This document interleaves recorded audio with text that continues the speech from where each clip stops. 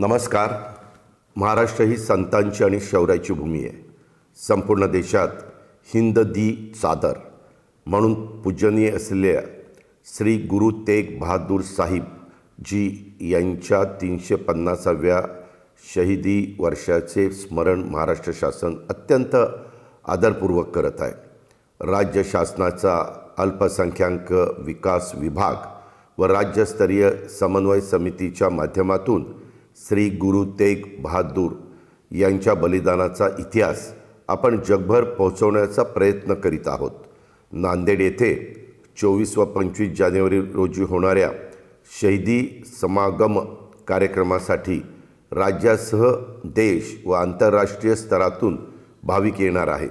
या कार्यक्रमाच्या निमित्तानं सीख, सिकलीकर, बंजारा, लबाना, मोहियाल, सिंधी, वाल्मिकी, उदासीन संप्रदाय आणि भगत नामदेव वारकरी समाज या सर्व समाजांनी एकत्र येत एकतेचा आणि समतेचा आदर्श समाजासमोर ठेवला आहे.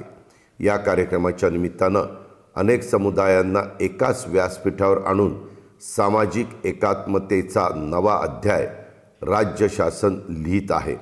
आपण सर्वांनी एकत्र येऊन हा शहीदी समागम कार्यक्रम यशस्वी करूया आणि श्री गुरु तेग बहादूर यांच्या शहीदीचा इतिहास सर्व स्तरावर पोहोचवण्यासाठी प्रयत्न देखील करूया.